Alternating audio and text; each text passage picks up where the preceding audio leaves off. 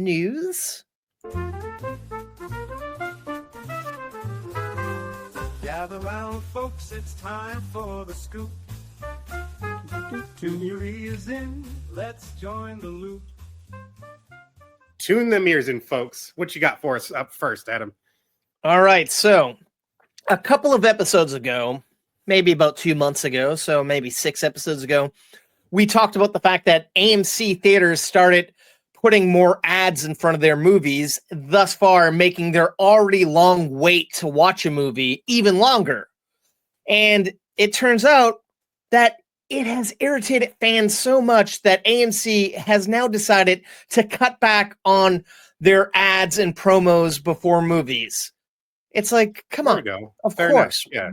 Why? At least they're realizing, because it's like, honestly, they have 3 of their own openings before movies. They play 15 minutes, 20 minutes worth of trailers, and then you want to add ads to that? Come on. I don't know. Yeah. It's so one of my favorite experiences about going to see a movie on the big screen is seeing trailers that used to be less common to see anywhere else. That would be the first place you would see the first images of a movie you haven't heard of, or a movie you're looking forward to. Maybe a couple of the sort of intro-y things like behind the scenes looks at upcoming films. Mm-hmm. I like all that. When you started seeing straight up TV commercials, like shit you already see on cable, no. And now that's half of what's going on. Get the fuck out of here. So I appreciate the listening to the fandom, listening to the customer base. You know, we're going to want to keep coming back to the theater if we actually get to watch a movie. So thank you, AMC. Although I did go to another theater today that I normally don't go to because they had a movie that was playing was essentially only there, and it was a $5 bargain day type thing. And I didn't know what their runtime of trailers were, but I showed up a little bit later, and I'm like, I want to grab a drink really quick. But I was in line for concessions for a half an hour, so I missed the beginning of this movie. Luckily, it was an Apple movie, so we'll have the screener for it soon. Oh, for sure. But I'm like, God damn it. I guess I take AMC for granted because I know they waste so much fucking time. Right. That I guess I might miss if they just kind of shorten that window. I don't know. It's weird. Well, but look, you've now modeled your attendance around that feeling. They've primed you to automatically assume that is the damage that has done. So I think this blame is still on AMC in this regard. I mean, in this case, I did know. I'm like, oh shit, I'm gonna miss this movie. This is a theater that doesn't waste as much time, I bet. And it's funny because I went to a gas station across the street to get some candy, and I'm like, maybe I'll grab a soda, but I'm like, I want a Pib, so I gotta get it at the theater. Fucking mistake. Half hour later, I'm like, should have just got a fucking Coke Zero. Piece of shit. Oh man. Well, at least now you know for sure. It's a lot quicker. You get to your movie a lot. They are getting you to watching the film a lot sooner, which is good news. I'm glad that's for sure the direction we're going. Sorry, Nicole Kidman. That's a badass pantsuit, but you've been seeing that thing for 10 years now. Let's get to the movie. The continuity of that, like she's wearing like a jacket, then she's not wearing it, then it's like what? She's all over the. It's like, come on, continuity. Come on, folks. It's a 10-second clip, but whatever. Yeah, remember when that was kind of new and exciting? Now it's like, God damn it, fuck this. You almost have it memorized, like you can just say all the lines. Right. But now they have different variations of it, so it's like, which one am I getting? And I swear I saw a movie a couple of weeks ago and they skipped it. I'm like, yes. But then, of course, I'm like, maybe they're done with it, but they weren't. I don't know what the fuck happened there. Anyways. Gotcha, fuckers. That's what they should do. I'm going to be doing this until I die. Even when I'm dead, I'll be doing this. God. Oh. Anyways, a couple of episodes ago, we talked about the fact that Universal was losing the rights to the Bourne franchise. However, there was an extensive auction to get the rights of the Bourne franchise, and it turns out NBC Universal won the rights back. I guess since they didn't make a movie, they had to throw down a big budget to keep the rights. Right. Sure. So it's like, is it worth it? I don't know. Oh yeah, how much meat is left on these bones here? Yeah. And it's like, do you want to continue going with Matt Damon? It's like, yeah, he's going to be starring in probably next year's biggest movie. Right. But it's Odyssey. like, do we want him, or do we want to start fresh with the newborn or something else in that world? We tried the Treadstone series, that didn't work. We tried to give it to fucking Hawkeye, that didn't work. So it's like, what are we doing? I'd like if it's like if they want to keep going, I kind of want to see Matt Damon still doing it. I want to see the progression, right? That's true, I guess. But at this point, I feel like he has to have his memories back. He's killed so many people. I don't know. It's all back. I believe. I don't remember what happened in these movies. I completely forgot about. I don't know. Maybe I got to rewatch them. The first one is still a kick-ass movie. It's one of those. I was surprised. I think Val hadn't seen it, and I'm like, okay, we gotta get this one down because for me, I think it was influential in that here is a espionage thriller that doesn't have to be just like James Bond. It doesn't have to be this crazy over the top action explosion fest.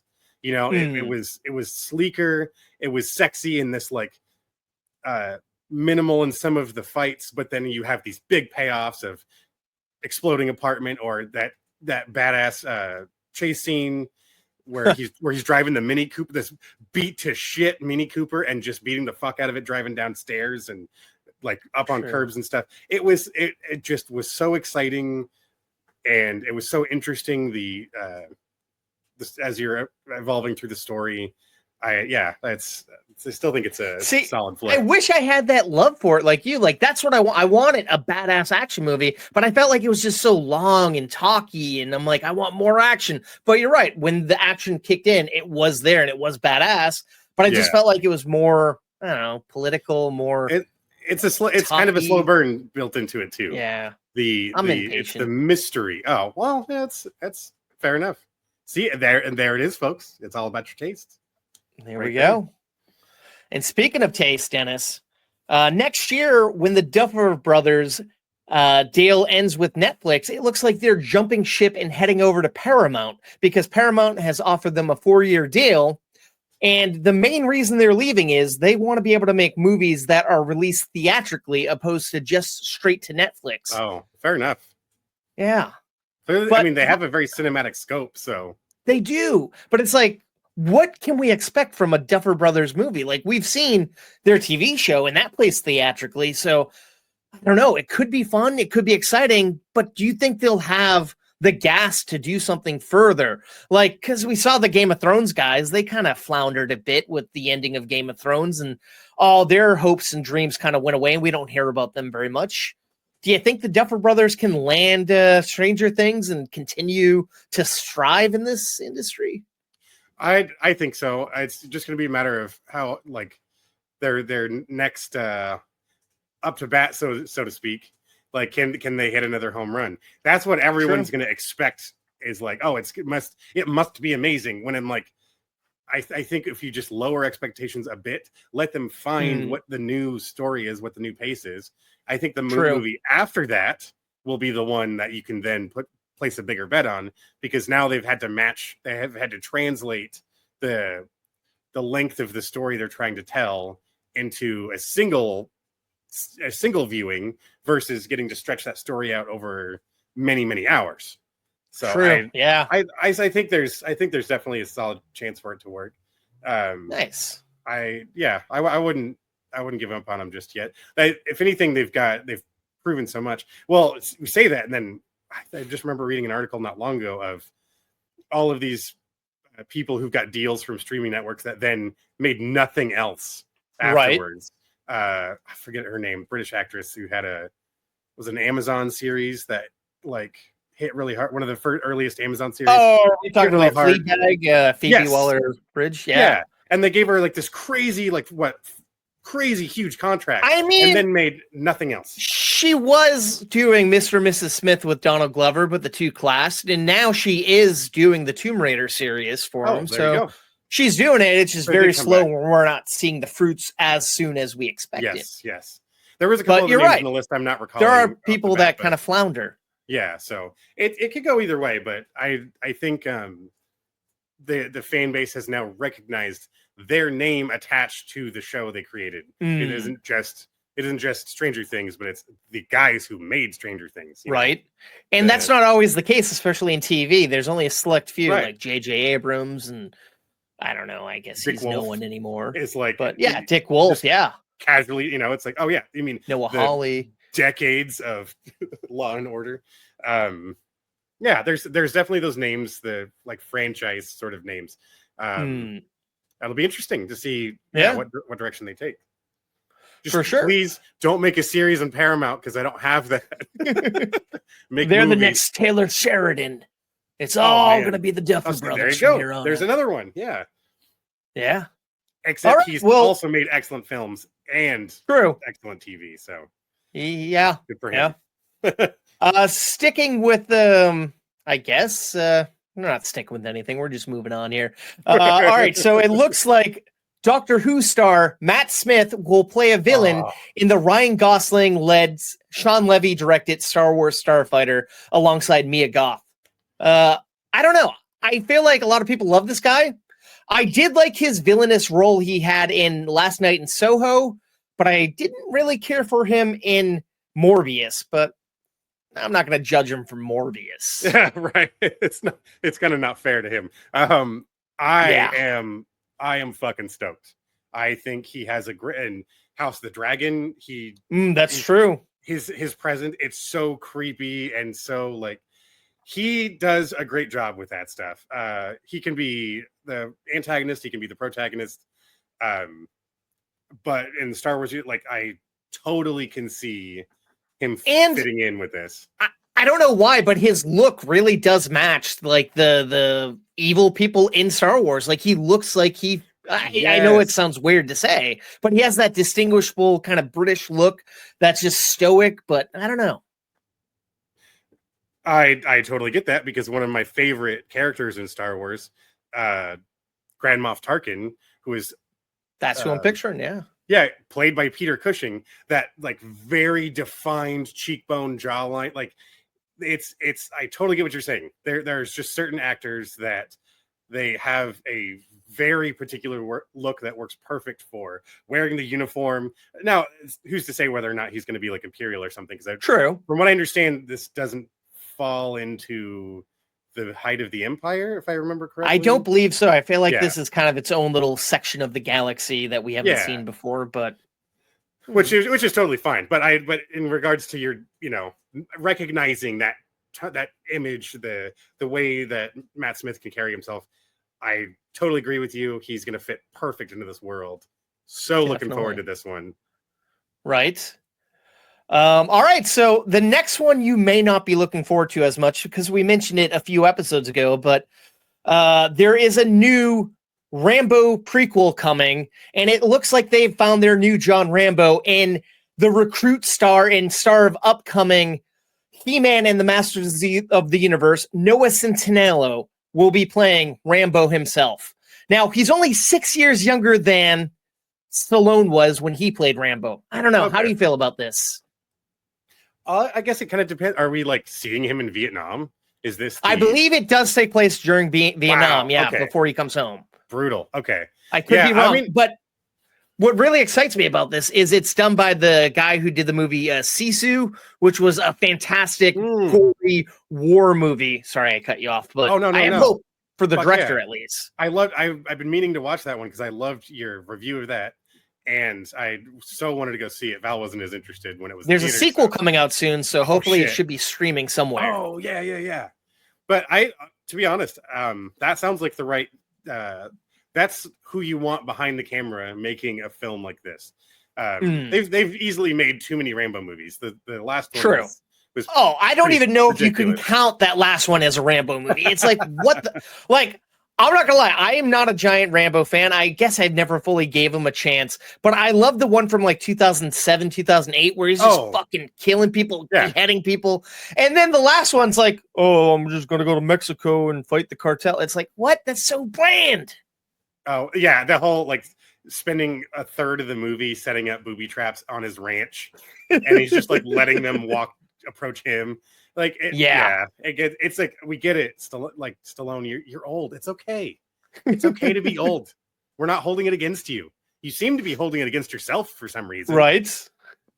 But I will say, this guy, Noah Centineo, I've only really seen him in this Netflix series of tween movies called To All the Boys I Love, and he was charming and fun and cool. But I'm like, that doesn't really show me Rambo, but I guess The Recruit, people really like that show, and that's supposed to be dark and gritty, I think. So, okay. I don't know. And he's playing Prince Adam, so the guy's bulk now. What I recall, like, so in the first Rambo film, he's very moody, very sticks to himself. He doesn't want attention. He doesn't want. So I can kind of see why someone who's done more straight dramatic roles without like the action and the violence and stuff, I can see how that can kind of work. As long as he can, I mean, like you said, he's already freaking He-Man. Yeah. As long as he can pull off the physicality of when Rambo has to fucking kick it into gear, then I think you got all the components there. I mean, the look for those who are watching the stream, the look of the actor, I could see that working for a young John Rambo. So why not? Yeah. I mean, at this point, at least they're not remaking the first one, for the love of Christ. True. Don't ever touch that thing. It's like, kicks if ass. they want to make a new franchise, it's like, how do you keep going with him? Like, do you just pretend First Blood didn't happen? Does this just take over and become a new thing, which is fine, but it might confuse people? I pray to God they don't just like restart the whole thing, because there's the value of what was going on in the world when those films came out are what made them so cool. I don't think there's a close enough equivalent to those events currently without drastically changing the character. Like, he can't be a Vietnam War vet anymore. He'd have to be a vet of the war on terrorism. Yeah. CTU. And like, he'd have to drastically change the characters. And I don't think you're going to make it as compelling a thing, because you have the veterans of that era faced a completely different home, or like completely different challenges when they came home. And it was horrible for a lot of those people. So yeah. I just don't. It's got to stay in that time. And I can understand the prequel. Would you be content with the fact if he kept going and they just pretend that First Blood never happened and it just became a whole new lineage in that time period? No, I would be okay with if they kept telling more stories from before he came home. You know, like there was a lot of time in that he'd lost a lot of buddies. You know, it's like there's a lot of stories you could tell in that time frame, but First Blood is just too good. It is such a solid, and I liked the second one too. It's ridiculous, then third one's okay, and it's even more over the top. But the second, hell, they're still fun. I mean, I gotta go and watch those after your last review. With tanks. After you reviewed it, I'm like, maybe I've been harsh on this. Maybe I should watch it now that I can fully understand and comprehend everything. I think I watched it young enough that I didn't fully appreciate what was the story being told. Now that I'm older, learn more about that history. It is brutal. It is so intense, and it resonates a lot stronger for me now. So, I definitely recommend giving it another shot. And I hope that you'll take away kind of what I'm trying to express of just. I get you. Don't think you can touch the first one again. You can't have Second Blood, you know, like don't I mean, we already had First Blood Part 2, so it's like we can't do Part 3 and now it's a totally new guy. Right. Or I guess stranger things have happened, but it just seems a little dicey. This is very true. I mean, we're like literally just talking about the Bourne series and they tried to do that. So, true. Yeah. And audiences said no. No, Jeremy Renner, no. Poor guy, can't catch a break. Mission Impossible, Bourne. At least he got his own Hawkeye. Yeah, he's and he has a snowplow. He doesn't want probably not anymore. True. At least not that one. He doesn't want to put the bow down, so Good for him. I don't blame him. Ride Yeah. that bitch until you can. And I love the Hawkeye series, and I don't care. I want to see the fucking him in between the two last Avengers movie where he was in Japan slicing and dicing people with a katana. That's what I want to see, but I don't think we're gonna ever get. I want to that. see an alternate universe. Like, I know we got some Old Man Logan in the last Deadpool movie, but I want to see the Hawkeye from the Old Man Logan comics where he's blind. Oh, Such a badass. Huh. I love that storyline was so cool. It's like he needs you to guide him just enough, and he can still and then he just snaps in. His aim is still there. That's what's wild. It's like that's just how he uses his other senses to figure out where shit is. But very entertaining. If he goes down that road, I want to see Old Man Hawkeye. That could be kind of cool. Thing. Yeah. Well, sticking in the realm of superheroes, Sony Animation is looking to expand the Spider-Verse because they've hired Daniel Kaluuya to write and star in an upcoming Spider-Punk standalone movie. Hell yeah. That'd be cool. Like, I like that character. I feel like that character did a lot with a little bit of screen presence in that last Spider-Verse. So I can only imagine what he would do in his own story. Oh, yeah. And they've got a fucking incredible talent playing him. Like, that would be awesome. We know he's got the chops. So as long as he can sell that punk rocker attitude, which I mean, it's just as British as it is American. Like, I'm not gonna lie, I didn't realize it was his voice until I looked up after I watched the movie. I'm like, holy fuck, that was him? Like, totally blew my mind. I'm like, what a great actor, man. Oh, absolutely. 100% agree. Yeah, I'm like, have they just announced either way whether it's going to be animated or live action? Because they did say this is going to be an animated one. Okay, it's interesting because we're getting the live action Spider-Man noir with Nick Cage, so it's like I guess they're willing to play fast and loose with what they want to do live action, what they want to do animated, or who knows, maybe they'll do both. Right. But right now they are planning this one is with Sony Animation at least. Well, Sony's got the animated Spider flicks down pat, so for sure, I'm definitely showing up for that one. And what's your take on all these brand new day teasers, quote unquote teasers of just seeing him in the costume, tons of set photos, hanging out. Tons it's of like clips. And videos of him, like actual put out from Sony. It's like this is a ballsy move. I mean, they're not showing much, but they are, and they're not. And I don't know. How do you feel about that? They're going all in. They gotta save their name next to Spider-Man at this point. Like, fuck the villain movies. Just give it up. Like, which it could have been awesome seeing a Sinister Six, but I don't think with the way they were doing things, it would pay off to the extreme. Because there's almost no Spider-Man. Like, Sinister Six only works when they're fighting Spider-Man. So. Yeah, it's not going to be like, well, we're all heroes now, and we're just doing our thing as six villains turned superheroes, anti-hero. Fucking, we don't need that. If you're going to give me a villain movie, give me a villain movie. I just want to see a villain being a villain. Like, that would be so entertaining, opposed to, they got to be good, they got to do this and that. It's like, fuck that. We don't need that. Right.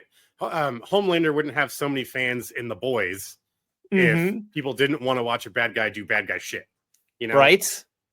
It does work when you do it right. So it's unfortunate that they had so many misses. Which is ironic because I'm pretty sure The Boys is Sony, or maybe not. I thought it was just because I know it's Amazon, but I mean the studio behind it. I know Seth Rogen was with Sony and had a deal, but maybe, I don't know. That doesn't matter. Interesting. Well, we're getting more animated Spider-Man, and that's the upside here. I am stoked for that. Well, speaking of getting more, we know that Michael Mann has been wanting to do a sequel to Heat, and we knew that Adam Driver is his top choice to play the younger version of Al Pacino's character, Vincent Hanna. But now, word is the top contender to play a young Robert De Niro character, Neil McCauley, is none other than Leonardo DiCaprio. I'm not going to lie, I've never seen Heat, so I'm going to ask you. I assume you've seen it.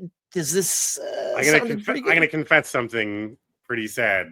I remember in Colombia, I remember trying to watch Heat like 2 or 3 times in a row, and I kept falling asleep like halfway through. It is fucking See, long. me too. I'm like, I know there's badass shootouts and stuff, but it just looks so boring to me. Well, there's the one like I got through the shootout, like the infamous fucking Val Kilmer just hosing down the cops in the middle of the street. Like I remember that being cool, but the rest of the story, it was hard for me to. And I guarantee I just didn't have the attention span at the time. I definitely need to give it another shot, as I'm sure there's some of you are hearing this just furious with me, but I promise you, we both probably should give First Heat another shot, another real chance, right? Because I'm curious if after this long you still want to get this goddamn movie made, and they're doing it. Well, there's got to. And the interesting thing is, apparently, he wants such an outrageous budget. They're like, no, you don't hold that much esteem anymore. And apparently, the book people are mixed on because it's based on a book. He made it a book first. Apparently, it jumps from like the past to the future. And they're like, but if you can get Leo, maybe we'll up that budget. And it's like, I feel like that'd be a cool kind of seeing Adam and Leo together. It could be interesting, but I'm like, they don't look anything like De Niro or Pacino in my eyes, but not at all. Fuck it. So all I can think of is that episode of Sunny when Charlie is trying to do what is it? What's the oh my god? The cop movie. Lethal Weapon? No. When they have the cat, they buy the cop car. Oh yeah. I was just thinking about that episode the other day when they got the junkyard. Did they call him? Was he Jack Bauer?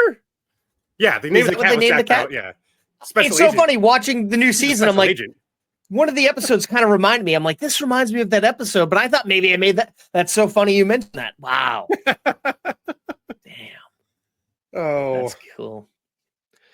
Well, I guess there's not really much we can talk about this because neither of us have really fully given Heat a chance. So moving on, something I have given a chance and kind of died off. It seems like the OG scary. I'm going to start that over again. Sorry, folks. The OG scary movie stars Anna Faris and Regina Hall are returning to the franchise alongside the Wayans brothers in the upcoming reboot. Like, I'm excited. I feel like these two made the movie what it was, but I'm wondering if they're going to be like primary characters or if they're going to die off or if they're going to kind of pass it along. How do you feel about them coming back? I mean, good for them. I think it's a movie that's had this like surprisingly has had this lasting impact. I was never a big fan, but fair enough. God, there's the fandom is still there. A lot of people our age. This was a huge deal. And then what is it? The Wayans brothers. I want to say I heard recently, like they haven't made anything in like almost 20 years. Well, they haven't made a scary movie. They have done some movies. Oh, yes. But Harvey Weinstein essentially fucked them over and stole it. And that's why the movies like sharply declined in quality and value. And now they're actually getting to do what they've always wanted to do. So I'm happy to see them come back. Yeah, and it should be the original hands that made it. I can definitely appreciate that, even if I'm not like a long-standing fan of this franchise. I have much respect to them for wanting to take back what's theirs. Right. And it's I don't know. There's so much like horror out there in the world right now, horror movie wise. I feel like there's a lot they could play around with in satire, which is kind of nice. Oh yeah. Hell, there's a lot of real life horror that get incorporated into. God, don't even, man. That's. Whew. Imagine that movie if those guys were to satire current day actual landscape. They would be outrageous. It'd be fantastic. I guess we're kind of getting that with South Park right now. True. I don't know if you're following any of that, but I've been seeing a lot of the South Park account has been pushed to me a lot on Instagram and seeing a lot of the clips that they get posted. I'm laughing my ass off, man. It's I appreciate their boldness, and you just got to go for it. Yeah, you already gave them $1 billion, so you're not canceling that show. Yeah, right. But the interesting thing is they've been kind of being throttled a bit because it's like that one first episode came out and then took a week off and then came back. And then it's like, we're going to the next week we're going to replay the pilot episode because this is the anniversary. And it's like, ooh, they're ruffling feathers and they know it. And, Right. more people should take this type of chance and stand Yeah. up to this shit. Exactly. No, this whole like CBS getting a fucking nanny from the White House to make sure they So don't fucking- like piss. It's It's God nice damn being it. in a dictatorial. I can't speak. Dictatorship. Yep. Yeah. I don't know why the easiest word I couldn't come up with. I had to try to make up my own. Well, I will also applaud Stephen Colbert's efforts. That's very true. Fuck yeah, man. You get him. Yeah. This is ridiculous. Ride it out until they force you out of that bitch. Yeah. And then burn that fucker down on the way out. That is the way to do it. Yep. All right. So it looks like Disney wants to reboot the 1993 classic comedy Cool Runnings, but with a twist. This movie will follow an all-female bobsledding team. Okay. I feel like cool, awesome, that's fun, but I feel like the main heart and soul of that movie was John Candy, and we just don't have a John Candy anymore. How do you feel? I would. It's interesting. I'm curious. Is it gonna be present day? I believe so. And they're saying it might somehow be an actual sequel, but I'm like, I don't understand how, but I mean, I guess you could do it. I guess, yeah, you could have descendants of some of the original team, or even John Candy's character. Like, you never know what he was up to outside of between seasons. No, this film was near and dear to my heart from my childhood. I think everyone from the 90s. Yeah. Oh, hey, Sanka, you dead? No, Leon Robinson carried that movie on his back. He did such a wonderful job as Doris. I mean, all of the guys really. They all have such strong personalities, and they played such memorable characters. And then the linchpin of John Candy being their eccentric coach worked so well for that film. Is it wrong that in my head I'm like, who could be their coach? I'm like, the only person I could think of that would fit that John Candy role would be like a Melissa McCarthy, but I'm like, I don't even know. It could be anybody, really. Right.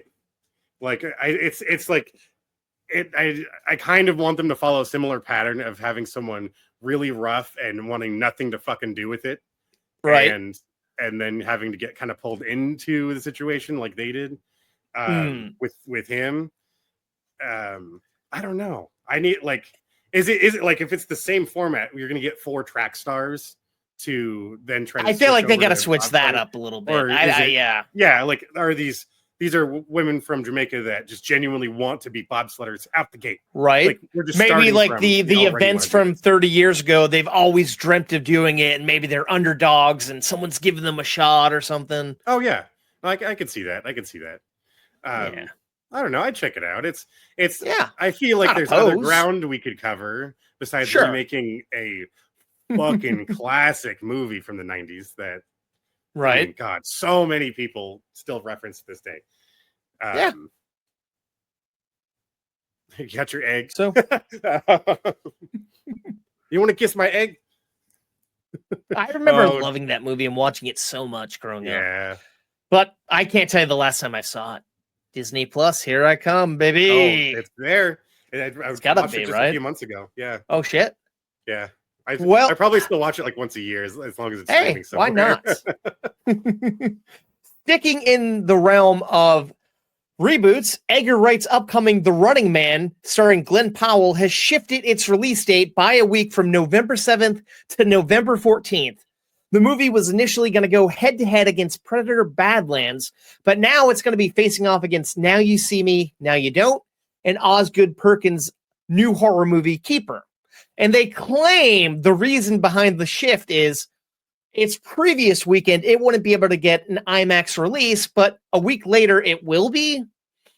I don't know. It sounds a little fishy to me. What do you think? Man, what I can tell you right now is I'm already losing steam for this movie after watching the trailer and seeing how much of the story they fucking changed. This is not The Running Man. Like, obviously the Schwarzenegger one is a classic campy, very like ridiculous movie. This just looks like a modern day sleek. It doesn't even look like an Edgar Wright movie to me, and that's what I want to see. I want to see an Edgar Wright and the action. plot reminds me of a couple movies you've reviewed on the show in the past. Yeah, of this whole you're like what's that, the one where if you can't be alone or the assassin will come. Oh yeah. The movie I really loved that Jake Johnson did that I apparently can't think of the name right now. But yeah, no, 100%. And wasn't there another one where it was like I wouldn't be or shocked. is it that one where it was like you sign up for this thing and as long as you stay alive for a period of time, I think it's the same money? movie. Yeah, It's the same movie.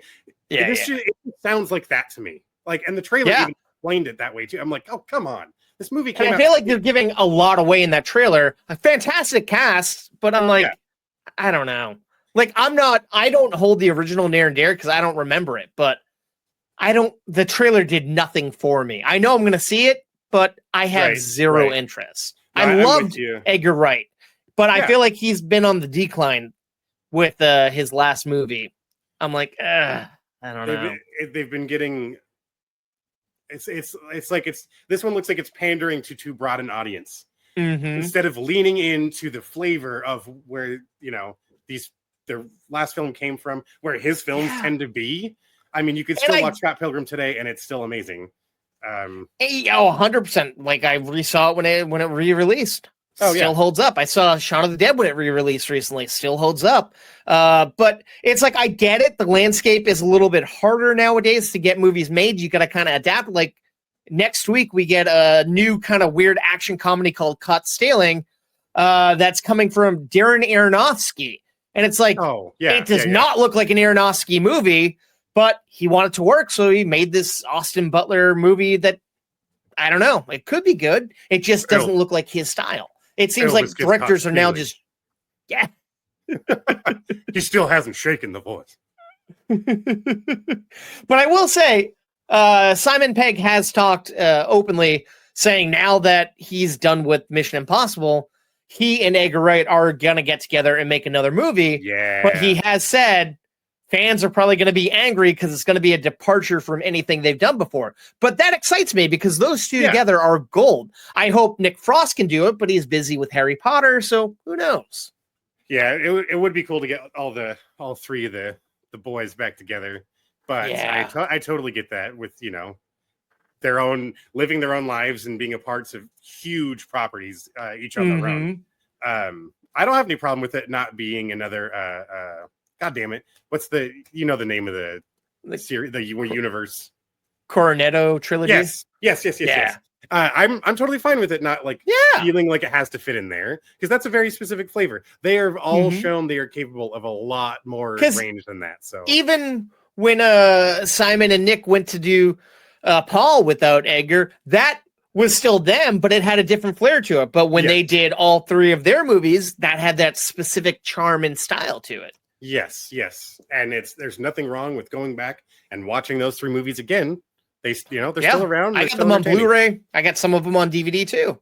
They're fantastic films. I think this is that repeating pattern of this death loop of people. Oh, I was so excited for this, but it wasn't the movie I wanted it to be. So then studios start making shit over and over again, or start making things exactly the same all the time. Then people start complaining, they're all the same. It's all crap. Well, what do you want? Let the artists make what they want to make, and we can and then we can decide whether or not we're entertained by it.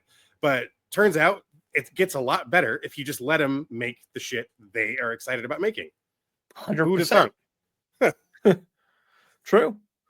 Well, speaking of a movie with a long legacy, a movie I'm looking forward to. Yes. Universal Studios and DreamWorks have shifted the date of Shrek 5. Initially, it was coming out December 23rd, 2026 for a big Christmas release, but now it's been pushed back to Wednesday, June 30th, 2027. But that means it's coming out for 4th of July weekend, and hopefully they're not rushing it. They're taking their time. I don't know. Yeah. I have hope now. Yeah. No, as you should.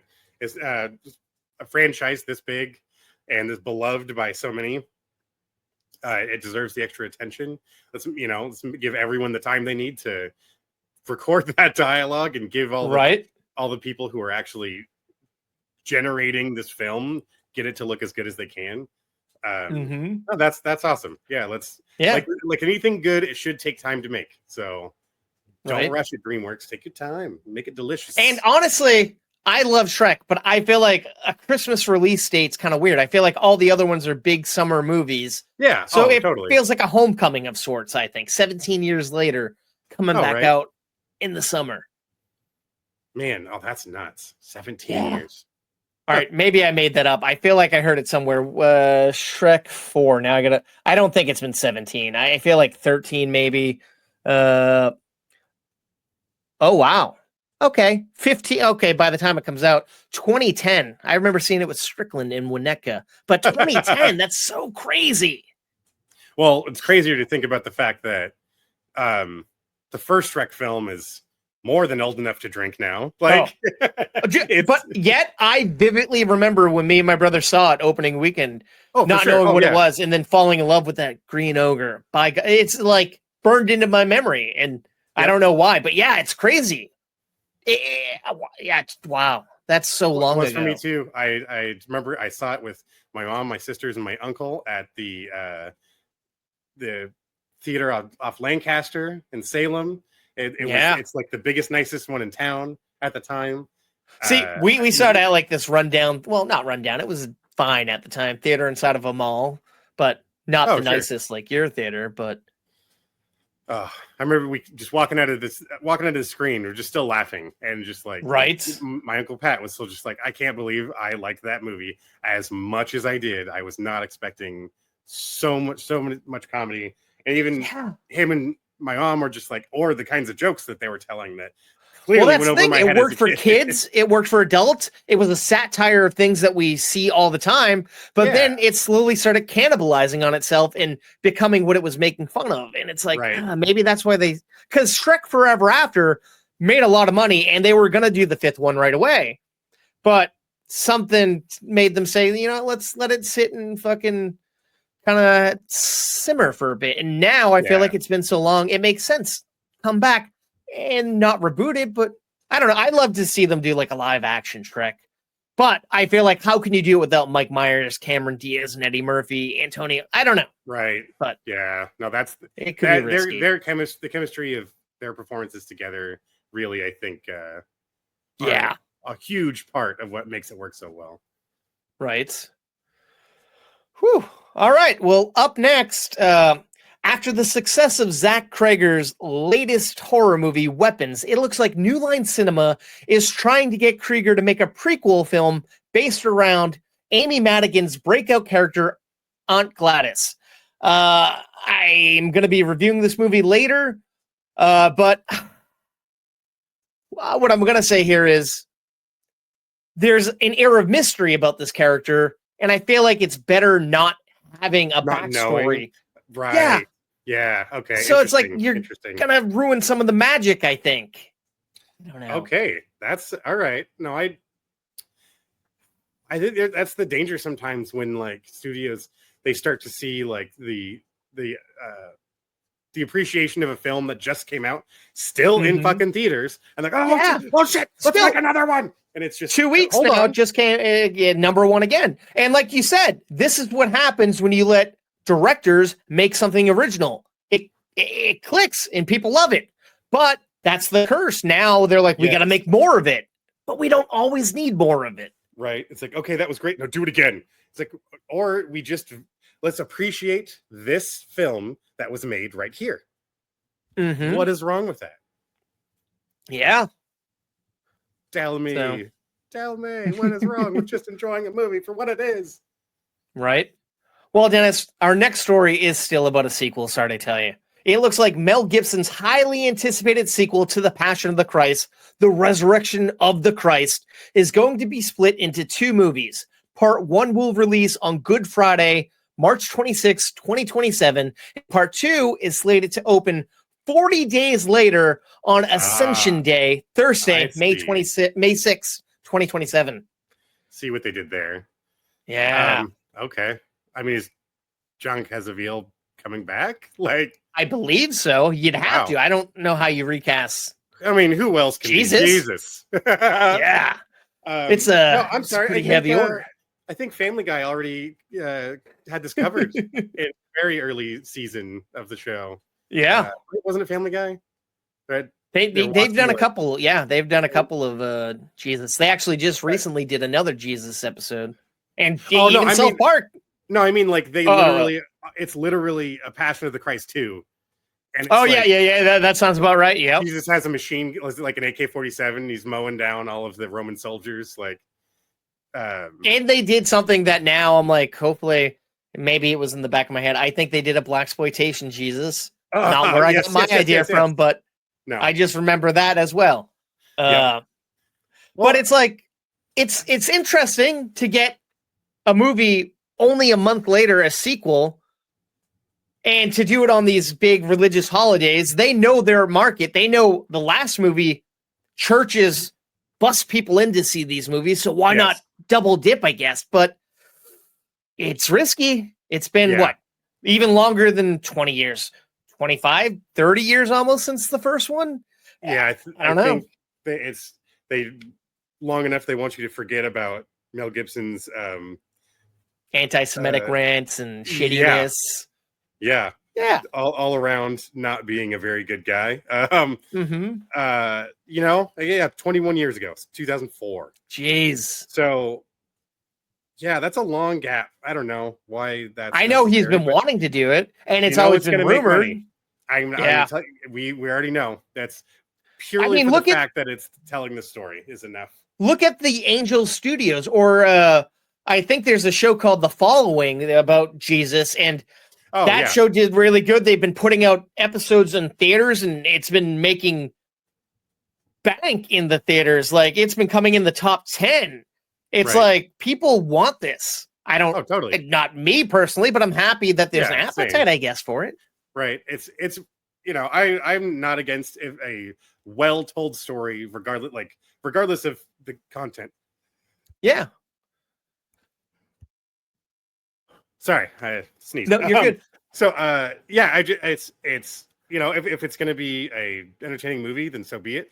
I find it kind of ironic, the irony of telling the story of a man who's supposed to be regarded as not having possessions or money, and this movie's being made to generate an ass load of money. Right. So I remember we talked about in the past, there were rumors that the movie was going to be trippy. We're going to see Jesus in hell. That excites me. I would love to see Jesus in hell and Jesus if it's following the biblical version of the story, then there's a point. Like, that excites me. The first one, I remember wanting to love it because I'm like, oh, people are talking about this as a big movie. And I'm like, oh, okay. But I remember it was good, but I feel like I don't know. I'm kind of intrigued. The concept alone kind of gets me. But do you think it's weird that they're splitting it in half opposed to doing one whole movie? Maybe to get into the nitty gritty of all of, like I said, depending on which book you're reading in the Bible, that there's, I believe there's slight variations depending on which denomination of Christianity. There's probably some other things that are added in their Bible, but removed from this one, probably just to try to cover as many of those bases as they can while still telling one single story. But no, I think it's a cash grab. I firmly believe we're going to target these dates and we're going to split it into the 40 days. Like, no, it's just to make twice as much money. That's the only. Otherwise, why not make it a 3.5 hour epic and call it a day? No, right? It's money, baby. Oh yeah, money in the bank. Writes its own check. Give Gibson whatever he wants to make this, I guess, and the studio will see it in droves come back. They didn't want me back for Mad Max, so I'll just make another Jesus movie. And I mean, also, he's been talking about, since Dick Donner died, he's been talking about, he wanted me to make the next Lethal Weapon. And it's like, that'd be cool, but I'm like, do we need a fifth? Jesus, they are really getting too old for this shit. Yeah. Like, for 100%. Real. Mel Gibson's 69 years old. And Danny Glover, I want to say, is probably in his 70s or 80s. I'd guess 70s. Let's see. 79. Holy shit. Oh, wow. 10 years a senior. Dang. Take it easy, man. Just, Yeah. Don't Enjoy don't, your don't hurt Twilight Danny. years. Don't hurt Danny, please. Like, Right? Oh man. All right. Well, speaking of directors, a director people actually like, Quentin Tarantino has cleared the air about what was going to be his final movie. So he recently was talking about the movie The Movie Critic, and he said on a podcast, so the 8-episode series was The Movie Critic. I had The Movie Critic written as a script, and I have it written as an 8-episode TV series. And so I think after I did the work of writing the 8 episodes and was very happy with it, it was like, oh, this works out really good. This works out good. I don't know why he said that twice. I think once I was done and I knew I had done it, and now I was faced with the hard work in front of me of setting it up and doing it, I didn't really want to do that much. It was more like, if I like this so much, could it be a movie? Is it really a movie? And that was just enough of a question that made me want to investigate.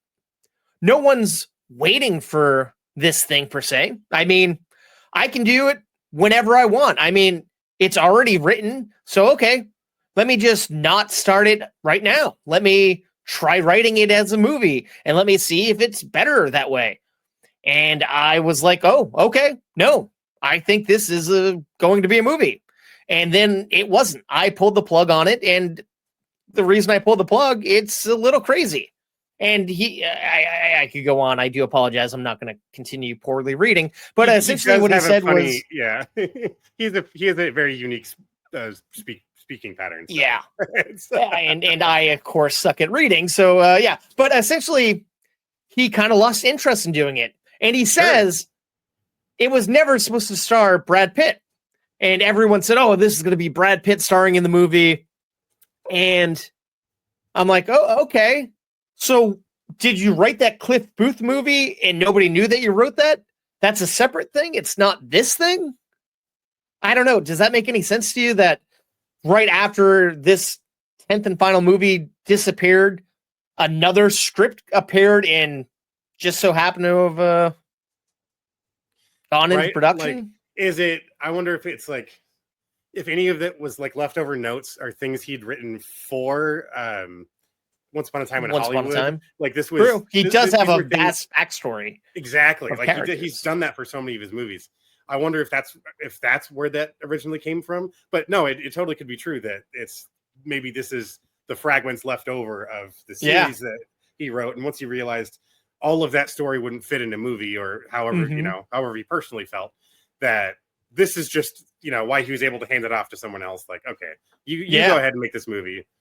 And it's funny. He also in that same interview said, well, me and David Fincher, we're the two best living filmmakers. And I'm like, whoa, are you just trying to ruffle feathers here? I mean, you're a great filmmaker. He's a good filmmaker, but that's a big statement to make on your own. Normally people are too humble to say that. Right. I think some of it is just the owning his estate, like his trying to own his personality. Yeah. It's like, this is just who he is. He has strong opinions about everything. And it's entertaining to hear him speak those opinions, whether or not I agree with them. I still like just to hear how he frames where he landed on those things. Right.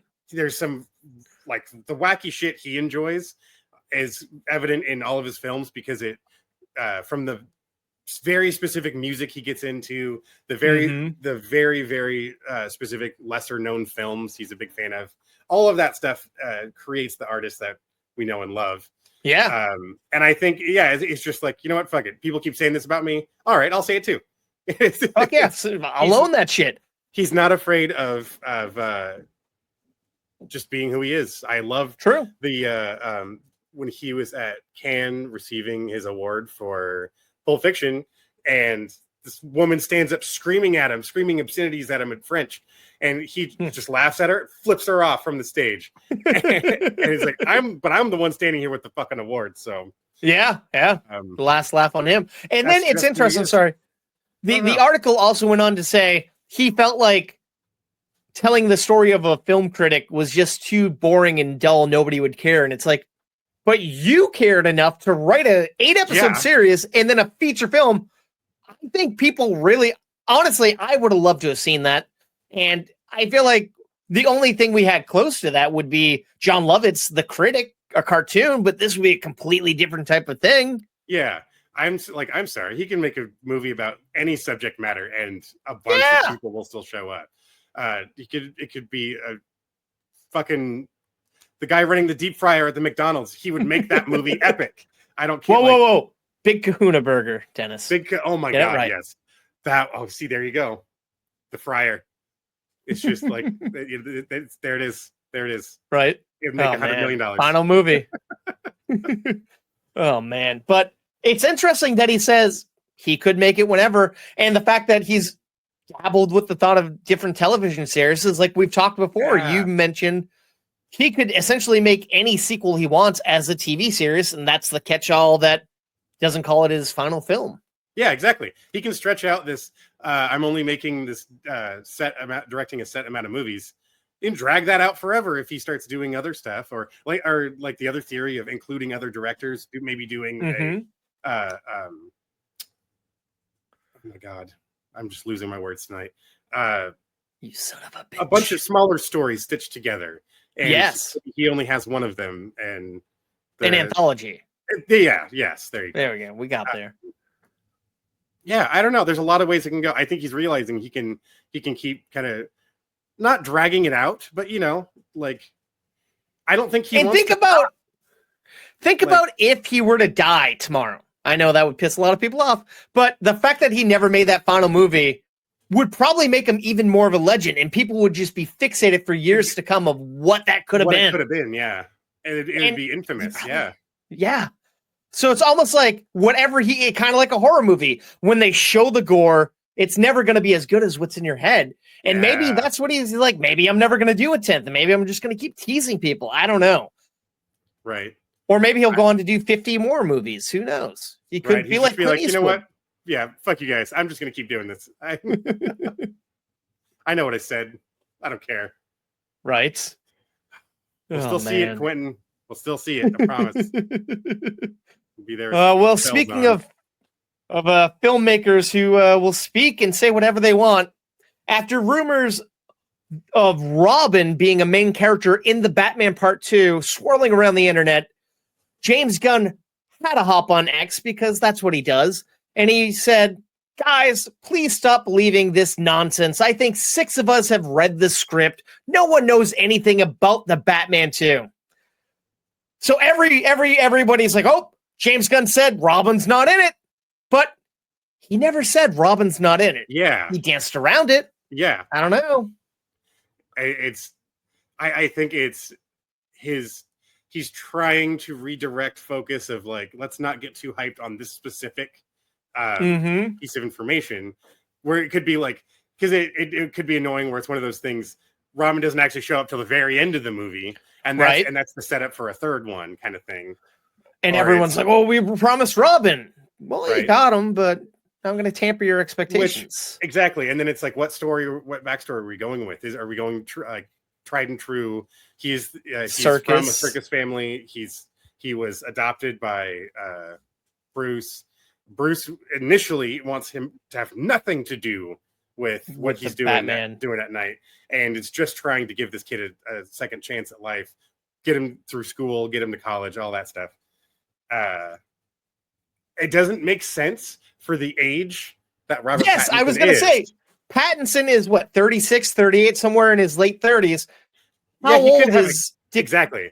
Dick Grayson originally I believe was he's in a his teenager. teens. So he could technically, he could technically have a kid that age, but it doesn't feel that way from the first one. He doesn't feel like he's in an emotional place where he wants to have a parental presence. Yeah, he's still figuring out who he is as the Caped Crusader, essentially. Hell, Alfred's like barking at him. It's not that warm relationship that we probably get a decade later. He's not being coddled by like an elder gentleman. He's being treated like a fucking kid. Yeah. And which is kind of cool. Yeah, I liked that, where it's no, you've got to I'm going to And straighten it's you also up like, kind of thing. we know we're getting Batman the Brave and the Bold movie coming down the pipeline from DCEU. So it's like, I don't know. But the other thing that is interesting with the whole James Gunn always saying, we don't go into production until we have a final script. He's been doing a lot of press for Peacemaker and bragging about, oh, I just finished a 62-page outline for the next film in the Superman saga, and we're going to start that soon. And it's like, whoa, slow down, James. You don't have a script yet. And not calling it Superman 2, but the Superman saga. It's like, are we now just focusing only on Superman and his friends and family, but not the other DCU characters? Right, especially when they were clearly so brought into the fold in this film that just came out. Yeah. Which I know that's what a lot of people would like to see. Is there are a lot of great DC characters that Heck yeah deserve a shot on the big screen. I don't know. Maybe it's just him sticking to his guns on these, not all of these films being interconnected, which I can appreciate. True. There's nothing wrong with that. You don't need to Marvel the fuck out of everything.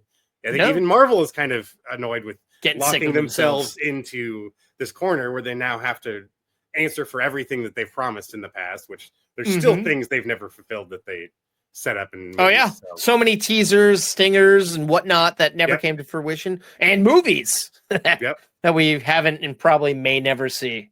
Exactly. But I don't know. It's interesting. Also, they just recently dropped Superman onto VOD, and the reason they did that is because he wanted people to have a chance to see it that didn't get to see it in theaters, because it's going to play into the fact that that's all interconnected with Peacemaker season 2. So it's like, is Superman coming back in that? We'll find out in a couple of days, I guess. That would be fucking great. But I love Peacemaker for what it is too. It's a much funnier version of The Boys in a sense, where the character is fantastic. John Cena is just killing it as this guy, and then the rest of the cast chemistry is just wonderful. So I don't see how Clark Kent will fit well into that world, to be honest. I mean, but they have shown us that we're getting Guy Gardner, we're getting Hawkgirl. They showed that in the trailers for the next season. And I mean, Peacemaker made a cameo spoiler in the movie in a very small way. But it's interesting because James has also said, we've sent press the first 5 episodes, but they don't have 6 through 8. And some crazy things happen that I don't want anyone knowing until they happen. Good. So he's teasing stuff. So it's interesting. Like, he's really baiting people, and I'm intrigued. Yeah. I mean, Superman did well. Peacemaker's getting a lot, like, people are excited for it to be coming back. I know I'm waiting on this next Batman movie. I've loved the last one, and the Penguin was just fucking excellent. So they're proving DC's winning me back. I wasn't, I've never been the biggest DC fan, but they're definitely turning things the right direction to get any audience member back. You don't even have to read any of the books, and that's enough to draw you in over there. So I'm intrigued for sure. I'm with you. All right, we got one more story to talk about here. Skydance recently spent billions of dollars acquiring Paramount, and it looks like they're ready to shake things up. So they're planning to move away from making movies for streaming, and they intend to make 15 to 20 theatrically released films in a year. They're actively going after big directors and stars for their movies, and they paid $7.7 billion to exclusively stream all the upcoming UFC fights starting next year. And they admit, we're going to be doing some layoffs, but we're doing one massive bunch of layoffs all at once, and we're not just going to batch it over the year. So I don't know. I feel like they're really stepping up and trying to make Paramount prestigious again. I don't know. How do you feel about this? It's fascinating to me because it went from, while we were in college, they were selling off a bunch of their catalog. They were like clinging on by strands just to try to stay alive. They started acquiring things. Then they started coming back a little bit. Now there's a group of people that are resistant to Paramount, and now that their ownership of Nickelodeon and their sordid history that's been blasted out into into the Yeah. out in front of everyone, and it's like, no, let's not forget all of those people still have jobs, still work for that company. They high positions in Paramount. So it's like I And that's also something else. Scrub that stuff away. They invited press recently to the lot to talk about all these things and have this open forum. And they even said, yes, we're going to probably get rid of some of the linear networks, but we know that people hold Nickelodeon in high pristine and VH1 and whatnot. So they're planning to revamp that. And I wonder if, like you're saying, we have some of these shadowy people. Well, I wonder if they're going to let them go and bring in a new regime of people who grew up on this stuff and have an appreciation and want to bring it back to its glory days. I don't know. That could be interesting. I think the challenge in that specific instance, though, is maintaining an audience that will keep coming back to watch this stuff, because a lot of that audience now is getting a lot of their content from other sources. And it's TikTok, just easier YouTube. Exactly. Hell, even all the SpongeBob things are going to Netflix and not on Nickelodeon. It's like, what the fuck is that? Right. And that's the it's all the evidence I need. It's hard to maintain that sort of thing. How much live action content can you really, the thing, like you said, the things we grew up on, I think is just shit that you probably just can't make anymore. It's going to take a long time for the palette to come back around to like, oh, we do actually want to see that again. But even like you said, people are finding content elsewhere, and that content is bite size. It's not really, and of course they tried Quibi, and that didn't work. It's like nobody really knows what to do anymore. It's such a weird flux, and people who aren't even actors or actresses or whatnot are stars. Like regular people now have cameras and they're blowing up. And it's like, what is the entertainment landscape going to be in 15, 20 years? Exactly. Is it going to be AI? Is it going to be random people? Oh, totally. It's wild to me driving around town, seeing a billboard for a kid's YouTuber that like she does live action and animated sequences and stuff. She's getting a movie released. Billboards all over LA. The Dollhouse or something? Yeah. I keep seeing posters at movie theaters. I'm like, what the fuck is that? That looks terrible. It looks like a straight to VHS. Exactly. Well, there you go. That is the pattern that's being followed. Well, they'd rather make a movie out of YouTube channels than trying to create a series for the kids to watch on a cable network. It's just way better accessibility to your audience. But then it also is now questioning if that pays off. Are the kids going to go? Are they going to have the attention to watch a feature film version of something they're watching in bite-sized clips? Exactly. See, there you go.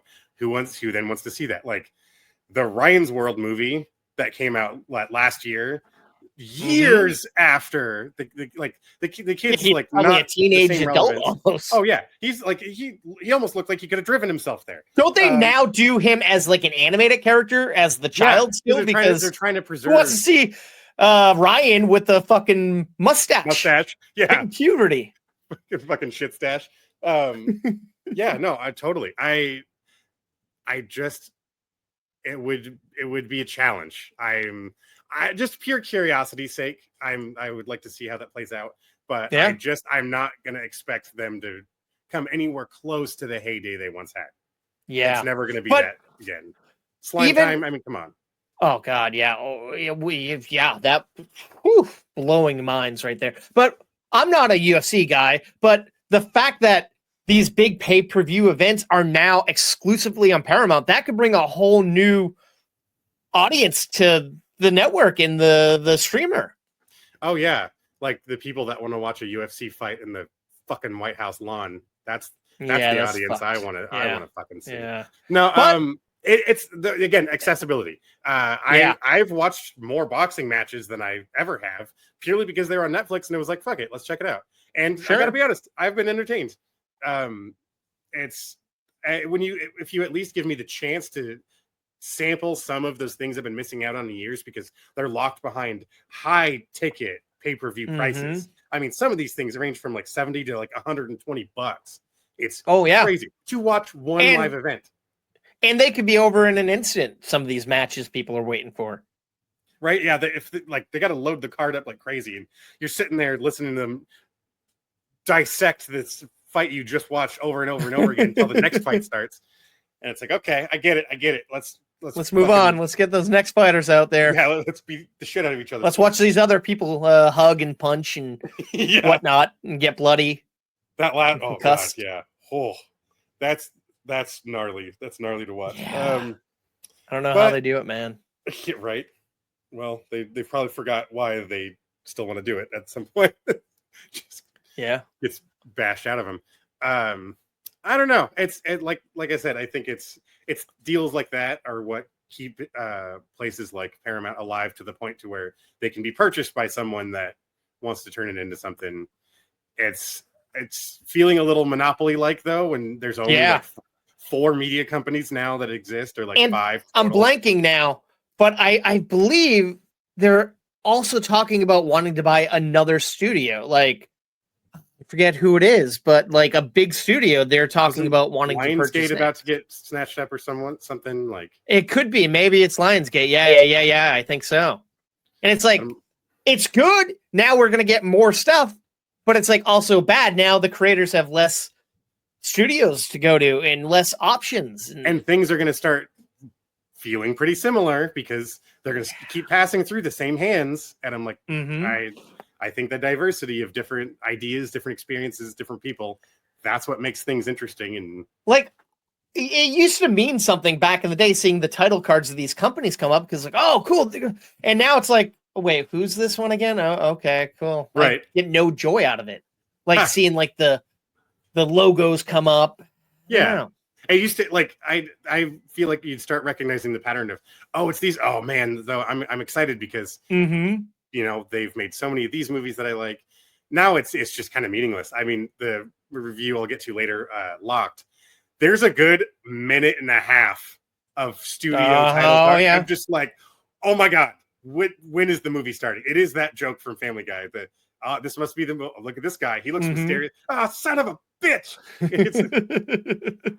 It's just like, oh my god. And you even cue the music for the movie in the background is rising, and it's like, wait a minute, you just showed me 3 more of these fucking logos. Oh, but then you realize why it's like that.